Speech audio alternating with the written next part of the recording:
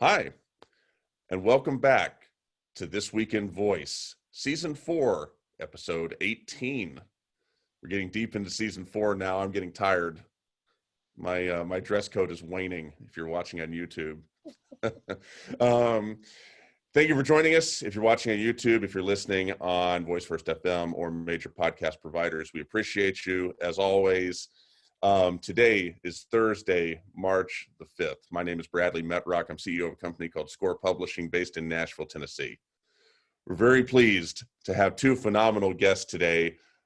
I'm going to start with Rupal Patel. Rupal, say hello. Hi, everyone. My name is Rupal. Tell us who you are. Tell us what you do. VocaliD is super interesting. Tell us all about it. Sure. So VocaliD is a voice AI company, and what we do is we create synthetic voices, AI voices that can be used to turn any content into a voiced sample. So we know that audio is such a big deal these days with smart speakers and all sorts of applications that both you speak to and they speak back to you.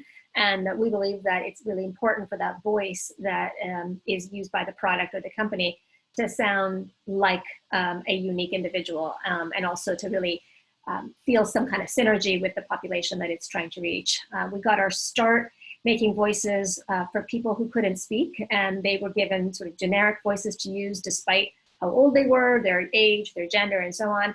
And yet each of us has a unique voice that tells a story about who we are. And so we got our start really doing that, and that's really the backbone of the technology that we built initially, was to create unique voices for those who are either losing their voice or who never had a voice to begin with. Rupal, y'all are doing amazing work. You won a big award at Project Voice, a lot of recognition there, as well as from many other sources. Congratulations on all of your success. Thank you for making time for us today. We greatly appreciate it. My pleasure to be here. Thank you. Our second guest is Mike Tatum of Spokestack. Mike, say hello. Hello. I'm Mike Tatum. I'm the CEO and co-founder of Spokestack. We build conversational interfaces for mobile apps. So we're trying to help people who are in the car or on the go or running be able to speak to their phone, open their favorite app, and get the information they need back from that. And so we have a collection of open source libraries and services, our own TTS service to help brands build their own voice. Mike, you've been around the block a time or two. You introduced Spokestack at Project Voice, which was super cool.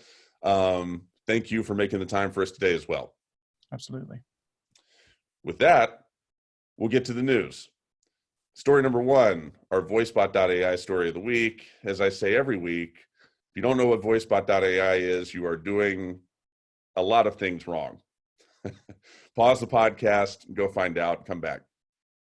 Mycroft AI's legal war against patent troll heats up. Now, Mycroft is a really interesting group. Have taken on the tall task of creating an independent voice assistant, and really being a pioneer from the standpoint of of championing the value proposition of privacy and data security years before the mainstream media really caught up, and that's one in every two stories now is about it. A lot of interesting things going on here, and I wanted to start with this because we've got two young companies on the show, so I think we'll get some unique perspective. Rupal, I'm going to start with you. With this story, a lot of moving parts. What jumped out to you as an executive, as a founder? Anything particular about the details of this story of Mycroft, as well as things that you see in general about patent trolls? Share with us your perspective. Sure. So I actually know Mycroft quite well. In Mycroft, we did some work with them early 2015, 2016, where we created a voice for Mycroft. And they were using it in their early versions of I think it was the Mark II. So I also know Joshua, and I think that it is a tall order. You know, there are patent trolls that are that usually go after big companies. But I think the problem with sort of eliminating the space of the smaller companies as well is sort of the attack right now. And I think that Joshua's sort of conviction to say that this is crazy. This is not just, right? This is really not how we should be doing business. And what is the issue with trying to get give access? The patent system is broken. Is really his big argument there, right? And it is. I think a lot of it is also, the push from investors to have a patent portfolio, even in software, where we know that there's so much quick evolution of the technology. And at the same time, we've got this whole other underground system of companies that are trying to figure out how they levy that, I guess, that IP that they may have had. It's also a very general claim from what I was looking at as well. I looked a little deeper into that. And so it's hard to defend, right? I mean, I think that Joshua was able to get the first hearing to be in Missouri, which hopefully will be helpful. But there's a lot of this is the kind of thing that derails a company, right? And this kind of fight, you have to figure out, why you're doing this. And I think he's got a very good idea or a reason or a conviction for doing this. I do think it's going to take up so much time. And that's the thing to balance as a young a company, a small company, is you only have limited time. How are you going to spend it, and which battles are you going to fight? And this one, they've got to fight no matter what, or what, I don't know. I mean, I'm not sure what the ask is in terms of how much they're needing, how much they need to give for that. So it's being stuck between a rock and a hard place, I think. Yeah, completely agree. Great commentary. Mike, want to get your thoughts as well. What do you see when you look at this story? What jumps out? No, I'll echo what Rupal said. I mean, it's really tough as a young company to focus just on finding product market fit and growth, right? Mycroft's been around for several years, and it definitely made a lot of traction. But I'm sure they're still focused on growth, and to be having to deal with this is going to take a lot of time and resources. So I feel for them, and I also agree that the patent system's broke.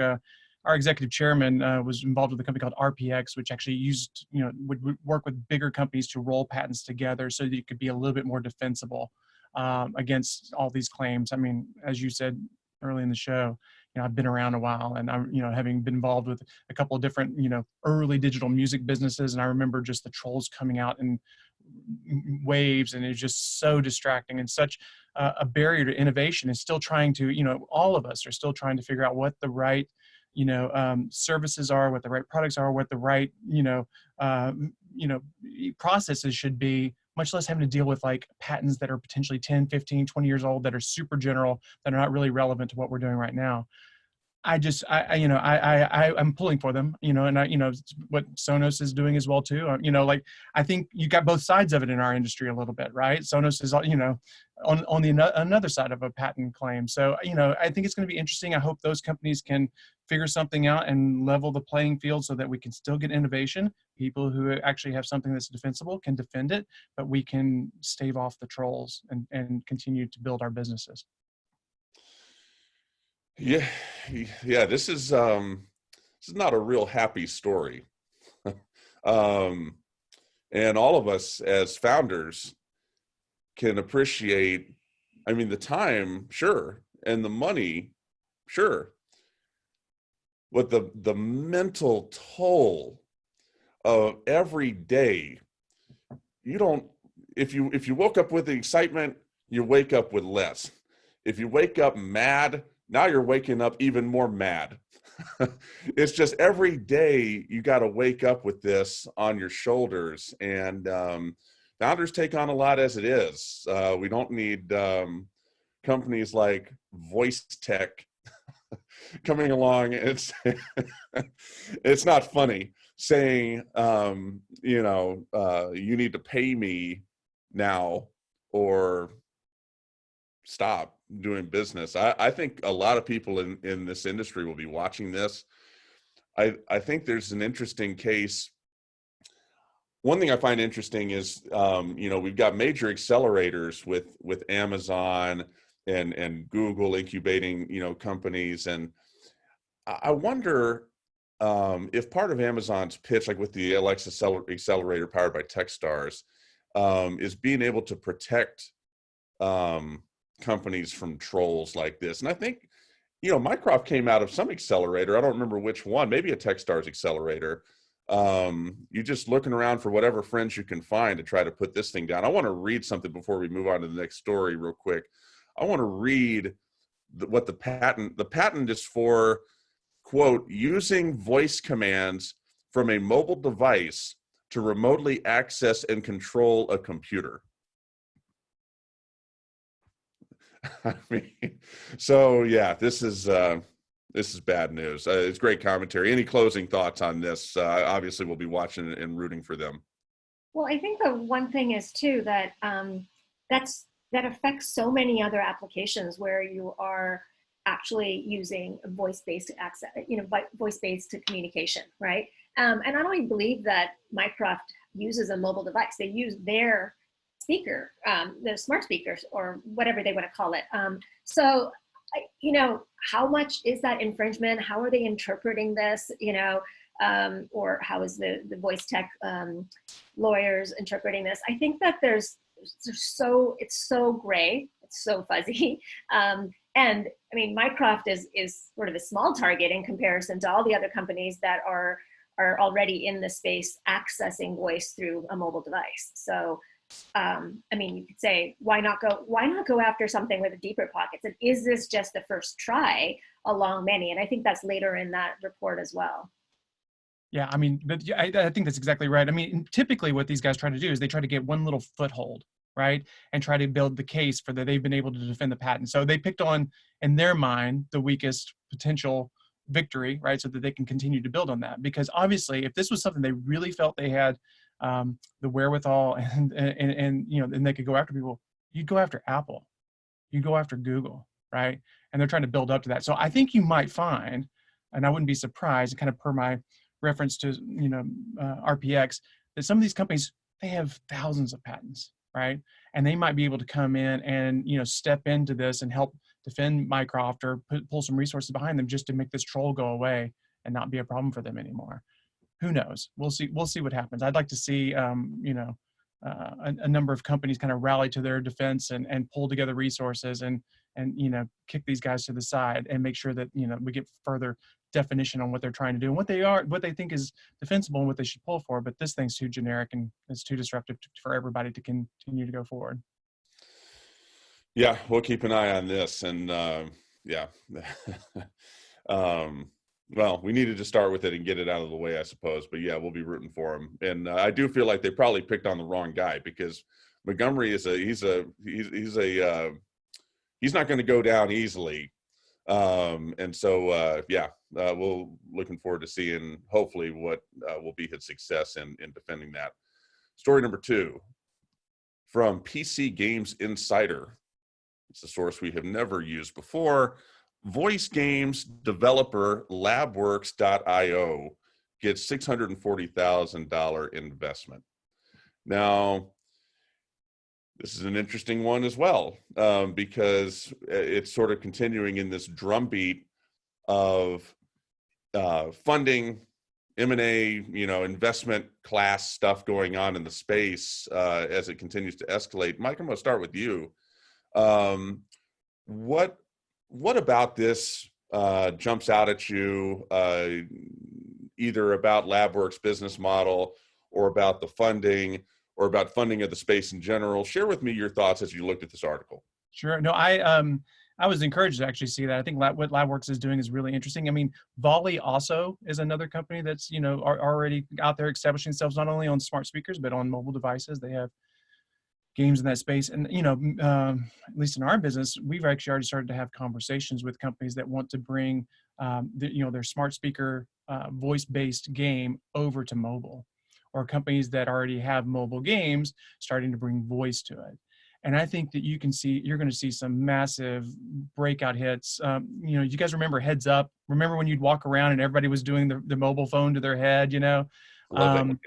It's a fantastic game because it's interactive. It's not, I mean, I've got kids, right? And like you see them every, like they're just heads down to the phone and it's just one-on-one. Heads Up actually broke that model, right? And kind of broke open the wall of here's a mobile computing device that I can use in a social setting. And I think voice has that same sort of capability to make it more communal and make a more enjoyable kind of group experience. And I think you're going to see like wildly successful new ideas that, kind of come from some of the adventure game segments that we've seen in the past, some of the chat games we've seen start to use original voices and start to use mobile and tablets as a way to create a atmosphere for 1 to 5 to 7 people in a room to enjoy a game experience. So I think it's going to be a huge market. And I think it's going to be a huge market for voice on mobile. Excellent. Rupal, your thoughts? Yeah, I think it's exciting to see the sort of voice activation aspect of it, because I think a lot of games haven't necessarily had that multiplayer as well. I think that's really exciting. I think the one question I have is really like, what kinds of new kinds of interactions is this going to start to get us to engage in? So like, what Mike mentioned in terms of Heads Up, like it was great because it sort of changed the paradigm of like what we were doing and kind of brought in what we did with board games into the space of what we do when we're together, right? So that's the other thing is, and the other thing I think that's really exciting about this, and I'm not sure whether they're tackling this, is that when you have voice in games, it changes who can play and who has the capability of playing, right? Because there's a lot of this world, we forget this sitting here in the States, that they're not all literate or they're minimally literate, right? And so when you start talking about voice, you start including groups of people that haven't been able to play games up until now, right? And sure, they can play games where there's just visual characters or whatever, but anything that's more complex, it's text-based, really hasn't been accessible. And so, obviously games for game's sake, just for fun and for entertainment, but then you can also use games for things like in the next article where you're seeing with, medication and compliance and adherence, or health policy, or right now with coronavirus, of trying to get information out, right? So I think that there's a lot of potential here. I think still though, in general, the voice space is quite nascent. And so it's great to start seeing these applications and again, rooting for them to see where this goes. Complete agreement. And we talked a little bit on the show last week in the context of the Nutella skill that they've come out with. And the deal with that is it's some recipes. So Nutella worked with Skilled Creative to create this Alexa skill, and there's recipes that involve Nutella, and then there's some games that are part of it. And all of the marketing material behind this Alexa skill has reinforced, kind of uniquely reinforced, the idea of when you're supposed to play this game. You play it at breakfast, while you're creating breakfast, while you're cooking breakfast, or while you're waiting for breakfast. You play it in the morning. Games, I think, in general, as a class in this space, have work to do. And it's not that they haven't done something that they should have. It's just the next frontier to define the when for the consumer. Like the where is sort of filled in because it's defined by where the smart speaker is, which is in your house. So, and it's not really the car, because people haven't, that's slower for people to jump on board. Like the where we sort of figured out, but the when, I think there's work to do. And when I see, and I'm speaking as a lifelong gamer. So as I look at voice-based games, and there's a lot of different types of them, there's more complex ones, there's really heavy load type of games, and then there's like lighter stuff like Question of the Day, Matchbox, and different ones. But I struggle with, okay, you want me to play this, I need you to help me understand, paint me a picture, which include the when.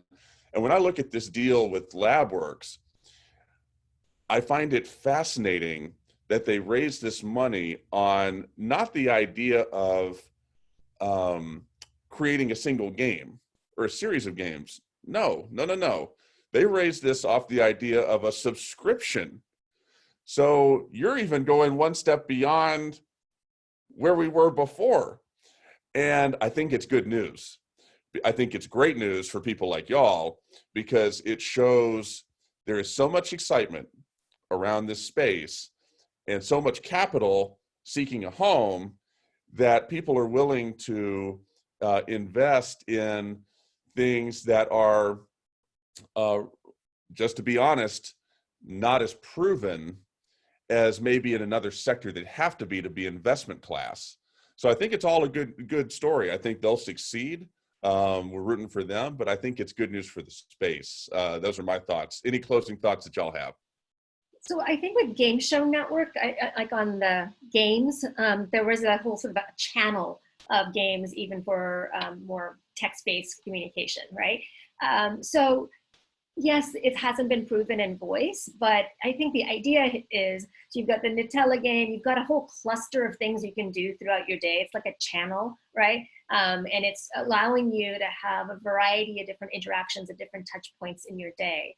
I think that's the only way. How many times are you going to be able to like load the Nutella app and play Nutella? And I'm not sure that would be very good for your physical body either. So like I think the whole idea, like one of the things that gets stale about games, if you think about even just board games or any games that you play, is that after some time that routine wears off, right? So you have to keep things fresh, you have to keep the content fresh, you have to keep the engagement different. So if it is like a channel and you are able to kind of keep having new experiences, and maybe that's what they're banking on with their subscription service, that makes it, I think, interesting.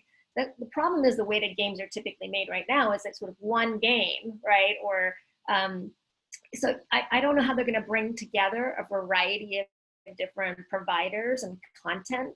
It's really content at the end of the day that is going to be the king in this area, right? So those are my thoughts about how I'm watching it carefully, because I do think that right now they're talking about voice activation, but I do think the next step will be about what we care about is, well, what is a voice coming back at you? Especially if you're playing this game throughout the whole day, you cannot have the same voice you listen to all day, for every single app. That is going to be a bad user interface. Complete agreement. Mike, any closing thoughts? Totally agree. And I think this is going to, for those of us in the custom synthetic voice, TTS business, I think this is going to, if these games start to hit and start to really get traction, it's going to be a huge driver of people. I think brands need their own voice, and we can go into that later. But I think games, to Rupal's point, is like you get really, really bored with that same voice. And we have already, like I brought the Google Nest home from Project Voice and put it in the kitchen, right? Because, as you always do. And my son got addicted to music trivia, right? Like every morning, that's what we were doing during breakfast time. It was like, and it was always play the 2010s. And I'm like 80s, 90s, and we were going back and forth. But and we did that for like a week and a half. And then it got a little stale, right? Like it just felt like we and so to Rupal's point, you have to, change up the content. I think you've got to change up the voice. It needs to feel engaging in a way that I don't think we've been able to break out on the smart speaker level because of the restrictions that maybe this will start to, kind of push us forward. So I think it's exciting. I think if you look at almost any game, like electronic game that exists, like whether it's a AAA title, like a Fortnite, or a Fortnite may be a little bit different because there's social components to keep that fresh. So that's sort of a one of one. But for a lot of games, if you play it for that amount of time, it will get stale. So, I think if that music trivia game managed to last for a week plus for you, hey, that's not the worst outcome in the world.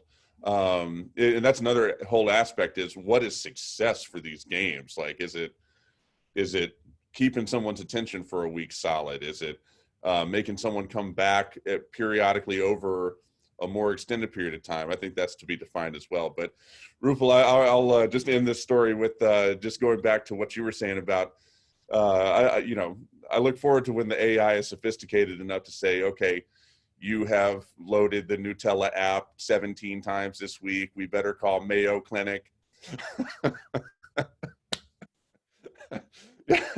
I think that we'll get to that point. I agree. You gotta watch yourself with that. We'll leave that right where it is. Story number 3. This is in two parts. American Banker turning up the volume on Alexa. This is all about integration of voice and specifically Alexa into the banking and finance sector. And then story 3B, VentureBeat, Amazon's Alexa can now answer more questions about prescription drugs. So the idea here in juxtaposing these stories side by side is just to facilitate a conversation on niches and verticals. And these voice assistants, are they going, the mainstream ones, Alexa, Google Assistant, Siri, are they going to be able to go down this road and adequately serve the practitioners in these different industries with the jargon, the vernacular, the context?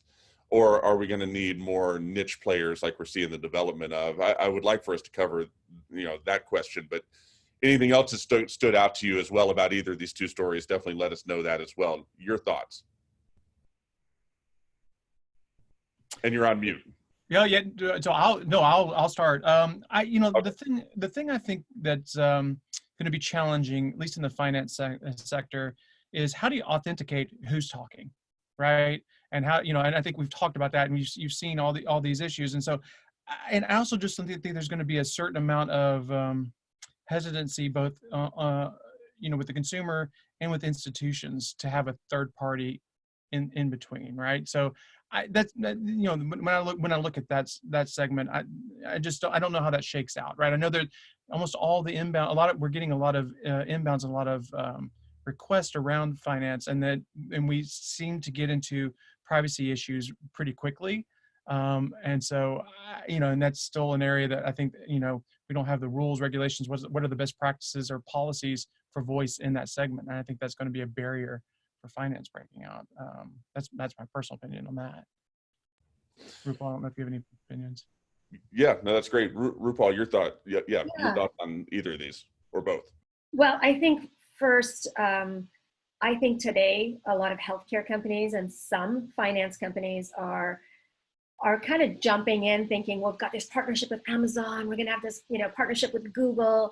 It's fantastic. They're throwing money at us. They're getting us Alexas to put in every hotel room and in every, hospital room and so on. And it's like this whole idea of hype within the innovation team to say, oh, wow, we've got all these Alexas, we can pour them anywhere.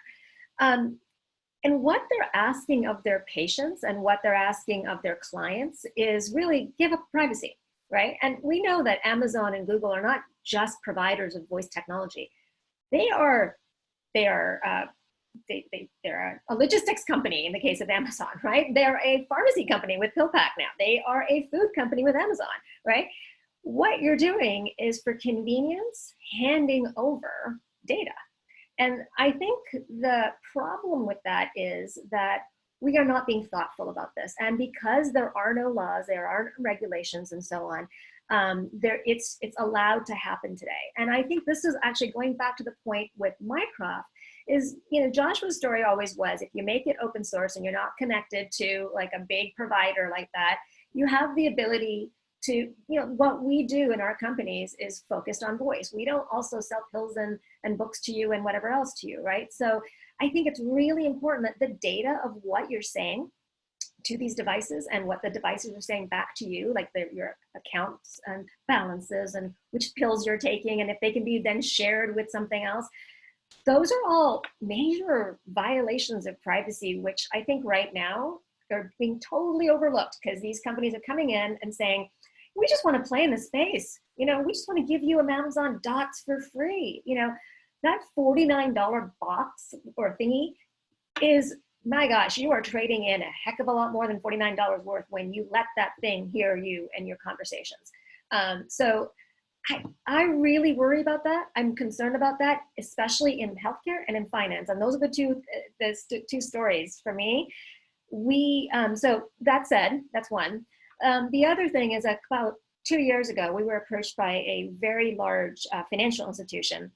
They came to us because many financial institutions these days have deployed voice authentication, right? So you can call your bank and just with your voice, and you don't have to say a password or anything like that. You just start talking, and once they've got your voice enrolled, they can identify who it is that's talking, right? A speaker ID.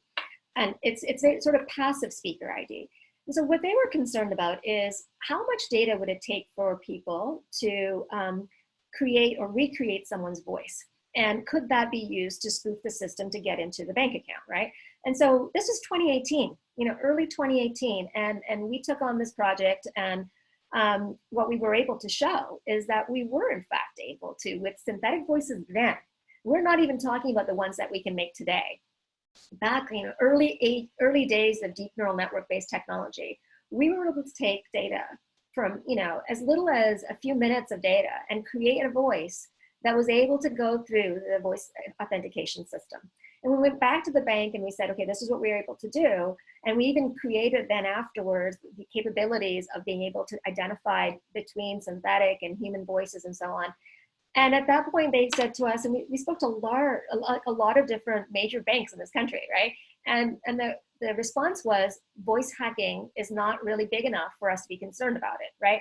And that's kind of where we stumbled upon the ethics around voice. That if we're companies that are creating synthetic voices that, for good. I mean, we set out this world to do something really meaningful in the world. We didn't set out for the technology then to be used or misused by hackers, right? So that's why we've been paying a lot of attention to what else we can do to protect our own technology from being misused. So, so those are some of my comments around this issue. It really is something that I'm really concerned about. Mike, your thoughts? Yeah, I agree with all that. There's a lot to that. Mike, your comments. Yeah, no, so I think, so for me, and Rupal and VocaliD have been in this a lot longer than I have, and seen and thought about this a lot more than we have. We started off in this smart speaker space, and so we're just kind of coming through. But it doesn't take a whole lot of searching to find out that you can very quickly trick voice ID. I mean, it's we can take less than 3 or 4 or 5 minutes of data, and it sounds very much like you, and you absolutely could be able to spoof something. And I think finance has its own issues. With healthcare, I'm a little bit more hopeful. Basically because companies like ours, and companies like Mycroft and SNPs before them were able to do some domain-specific ASR on device, some specific NLU on device. So that's keeping that data within that device. And I think, and I was talking to Julie Daniel Davis a couple of weeks ago about education. Education has the same, issues where, she's like, I'm all for bringing in Alexis into the classroom or Google, but they still have these issues and they're working on those things. But, maybe what we need is our own educational devices that are self-contained, that can do enough of what we want to, and then punch out when needed for further information. And I think when you get into healthcare, you might start to see companies start to fill the void of being able to, put something that's in the operating room, in in the hospital, that might be able to service some very basic but useful services using voice UX to be able to navigate, document, add to the services that they're providing without having to use cloud-based services. I think for right now, at least some of the work that we're doing, we only have to punch out to the cloud for TTS, and then there's a potential where we actually put something, put a server and TTS inside the firewall, so the whole experience is actually with behind the firewall. And we're not going to be able to tell you, how far it is to the moon, or do all these kind of random general AIs. I don't think healthcare needs those, right? If you're, going into an allergist, they just need to have the domain of allergies to be able to serve, right? And so I'm a little bit more hopeful that actually I think voice can have an impact in education, in healthcare, and maybe even in commerce, in a way that doesn't have to be reliant on, cloud services, third party, that can actually be self-contained. I think that's probably the next 3 to 5 years where I think we'll start to see some traction.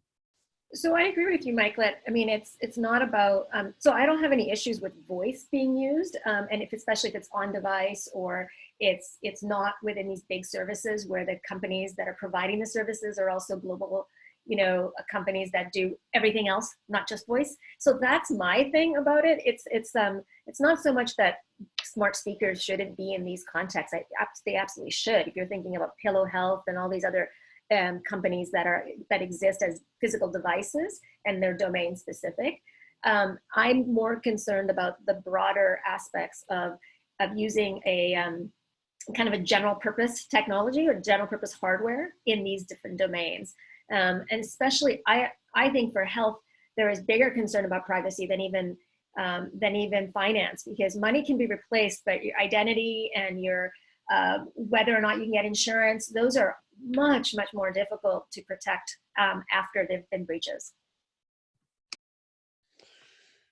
That's great commentary all the way around there. Rupal, going back to just talking about the fact that there's an absence of regulation, you know, and I think that we all can agree, and it's interesting for it to be true that we all can agree that some regulation in this space is necessary. And, you know, I just sort of have the personal opinion that, you know, 2020, a lot of this year is about the who of who's going to, you know, be in charge for the short term. 2021, I think, frankly, no matter who is in office, I think there's a lot of reasons why Trump would want to do it, but I know for sure there's reasons why the Democrats would do it. If it's Bernie or you know, Biden, I don't know. I hope I don't offend. I better stop talking about this. I'm going to offend somebody. But no matter who it is, there's a lot of pressure because these companies are so massive, and they don't need to be that massive. And it's hurtful for them to be so massive, and everybody agrees with that. And so I think that everyone will end up feeling better once there is some regulation in place. And I thought, you know, just amidst your overall comments about the different stories, you know, that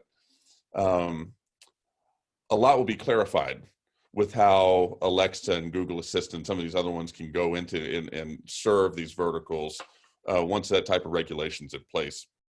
I'm hopeful for that. That's a takeaway, just sort of hearing y'all talk about it. Any closing thoughts on any aspect of this before we move on to the final story? Just on that piece, you know, I talked to John Stein at Open Voice Network earlier this week, and he seems like he's starting to push forward some ideas of, you know, because I don't think you have to break up Amazon or break up Google to make this industry work. I'll show my age here. I was able to tuck in behind the work of the IAB, the Internet Advertising Bureau, and the OPA for the internet, right? Because there was, you have to remember, like when we started off doing, getting on the web, there was a behemoth called AOL. For most people, that was the internet, right? And even CompuServe and Prodigy. And I'm really dating myself, but there was these closed networks, and they made the rules. And then the web came open, and then early on in the web, there were 800 different kind of advertising sizes. Like when they first came into it, like people had all kinds of different ways of putting ads in onto websites, how they would report it, what they would do with the user data, and it was a free for all. And it was a free for all that actually limited the companies trying to get into the space to build businesses because there was no regulations, there's no rules, or no best practices. And so I'm hoping that companies like ours, even companies like the Sonoses and the, and eventually pushing on the Googles and everybody else will come together and come up with ways that we can talk about best practices for user data, best practices for namespace, name collision, right? We already have that, and how we do invocation names, just in general, because I think these kind of things of knowing, what is the right way to share user information, what's the right way to let the user know when their data is being shared, to Rupal's point, right, would go a long way to being able to break open a lot of innovations that'd be good for consumers and good for the whole ecosystem. Right now, and I go to these conferences, and I loved Project Voice, and Project Voice is my favorite probably just because it feels like it's a camp, right? Like it's, everybody in there is able to have really casual, conversations in the hallways. And almost all of us are coming to the thing of like, hey, we've got this really great technology. We've got this really, good opportunity in the marketplace, but we're blocked behind this wall at Amazon, or or we can't get clarity through Google, or Apple won't call us back, right? Or whatever it might be. And those are artificial barriers to the industry. And I think if enough of us, that was what was great coming out of Project Voice was, when Brett went up there and did his State of Voice presentation, talking about like, there are going to be multiple personal assistants in your life right? This is not a zero-sum game. There's not going to be one behemoth, right? We're going to have many different ways of being able to access a voice user interface. Some will be brand specific, some will be platform specific, some will be auto specific.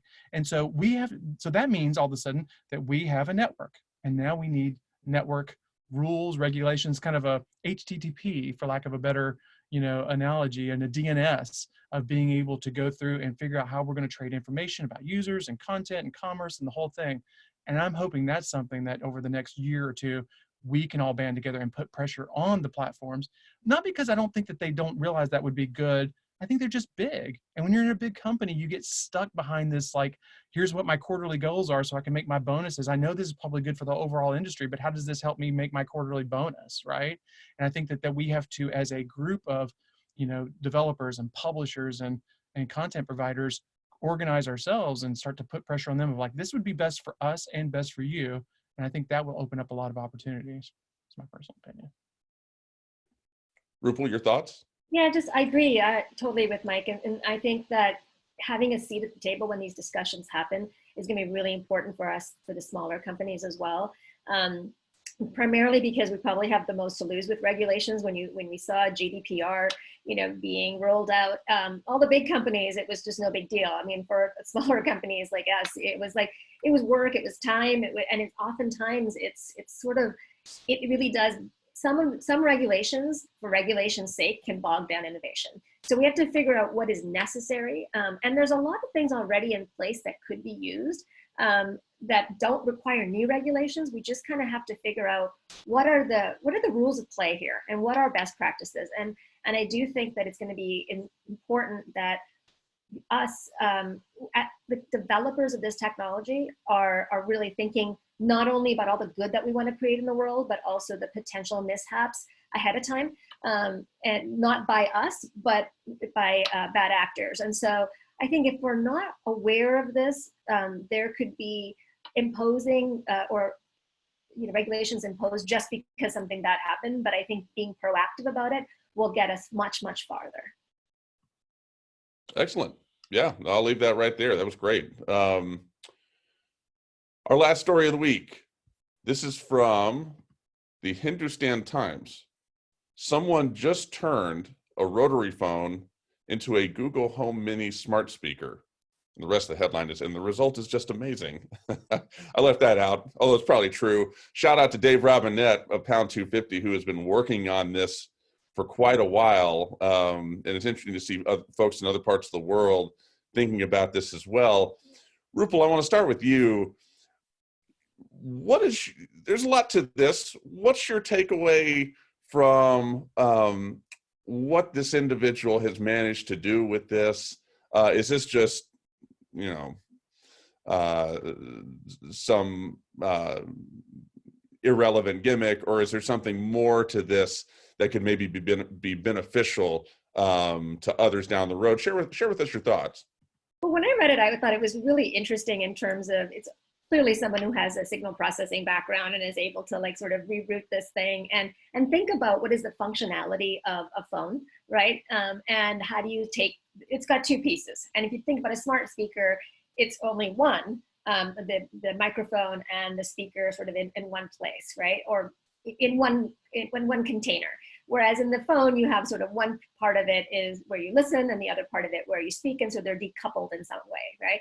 And so I think it was, in some ways, it was curiosity that this person was just trying to figure out how can we make this work? And I think another part of it is thinking about some of the functionality of what is in a smart speaker. I'm not sure what the purpose necessarily was, whether it was just to kind of, unpack it, or whether it was to say, okay, can we repurpose the phones? Because there is this entire culture in India, I believe. I mean, I've never lived there, so I don't know, but there's a lot of recycled or interesting ideas about using the materials that you already have in order to create something new is part of that, from what I understand. So I feel like it's a fun story to kind of maybe pick more at what was behind that, and what, was it for a class, or was it for, a signal? I can see it being for a signal processing class to say, what are these pieces doing, and how do we rejig it? So I'm curious more about that. I wasn't able to watch the video. I think there was a link in there for the video, but I'd love to. I don't know what the problem was, but I couldn't get access to that video. Did you see it? I didn't see the video either. Now that you bring up a video, but I just yeah. Yeah, there was a link to it in the story saying that it's on somewhere else, but I couldn't find it. So anyway, that'd be cool to see what they did and how good it sounds.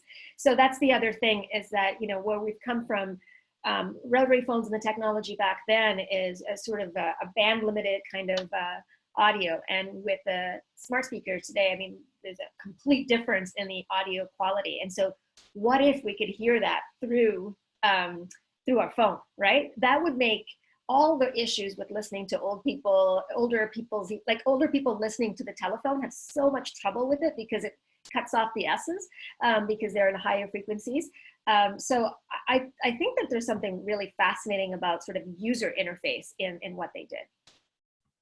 Very cool. Mike, your thoughts? Totally. This is a tangent, but it'll come back. There's a Substack called Flow State that sends you a daily email of ambient music you can listen to during the day, right? So it's usually wordless music that goes on. And so on the same day that I saw that article, they had showcased an ambient artist who had built a rotary phone where you picked it up and it would play music and you could listen, you know, like, so it was, you know, it would have a little dial tone and then go from song to song to song. And I'm like, what's up with rotary phones? And everybody like hacking, like, I was like, do we have one of those? Should I be doing something with it? You know? So whatever, rotary phones were cool this week, which was kind of nice. Yeah, no, I didn't get to see the video, so I didn't get to hear much about it. But, you know, I think it's great. I mean, I also look at a lot of Raspberry Pi projects and Hackaday projects, and I do think that there's a whole lot of signal processing enthusiasts and, you know, little projects out there that people are playing with and doing interesting things with, and figuring out ways to embed voice in all kinds of older devices that I think we might see more and more of, which is kind of exciting. Like, cool things will come out of that. I think there's a cool application here for art. And also, we all probably have kids, and I know that my kids do not know, I mean, my son especially, like, he loves speakerphone. And like doing this, you know, it comes natural to us, right? To do this. It does not come natural to them. This is what comes natural to them, right? They talk like this to their phones. They do not talk like this. And I still kind of sometimes do that, right? I'm so glad you said that, because my kids, you know, it's always when the grandparents call and I take it there and they just grab it and put it on speaker, and when they start walking around, I'm like, hey, you put it on your head. No, they don't know it. It's like that video. Do you remember a couple of years ago where the parents brought in the rotary phone and they tried to get their kids to dial on it and they couldn't figure it out? Right. It's just a totally different concept for them. I also think too, like, and once, you know, and I've got a 15-year-old daughter, it's only AirPods. Like, that's how conversations exist, right? Like, there's no picking up the phone. That's not cool. That's so, you know, 2000s. Yeah. You know? But you're assuming that someone picks up the phone at all, yes. which right. From everything I've seen, including my own phone patterns, I mean, if I could disable the phone on this thing, I probably would. And so, you know, oh, Mike, you're on mute. Oh, I was gonna say, I don't know how about you guys. I get so angry when somebody leaves me a voicemail now. Like, I'm way past that. I just leave my voicemail full and I don't delete anything. So you don't, that option is now taken off the table. Oh boy, I really like voice, guys. I don't know. You like getting a voicemail? Yeah, I get to hear their voice, you know, their actual voice, instead of reading that stuff. I mean, especially as my eyes start to get like tired toward the end of the day after staring at the screen forever. I'm like, okay, a human being, an actual person with a connected voice. You know, it's kind of nice. Yes, Mayo Clinic. We need to get someone to see Rupal Patel stat. No, that's cool. To each their own. Yeah, so you're that 2% on that chart I see. But no, I'm just giving you grief. You know, the phone is it's hard to tell if it's dying or if it's only becoming more important. So I don't know. Smart speakers have sort of obscured that for us. I think that's one of the things with this article is, you know, I look at this and I thought this thing was dying maybe a year or two ago. And now I look at it and I'm like, well, who's to say? But nevertheless, cool thing that they managed to put together. Rupal, Mike, thank you both very, very much for being part of This Week in Voice with us, for sharing not just your time, but your expertise and your experience with me and the audience as well. It's greatly appreciated. Thank you. Thanks for having us. It was exciting. Great to talk about this. Yeah, thanks, Bradley. It's a pleasure to be on. Thanks for having us. For This Week in Voice, Season 4, Episode 18. Thank you for listening or watching if you're watching on YouTube. Until next time.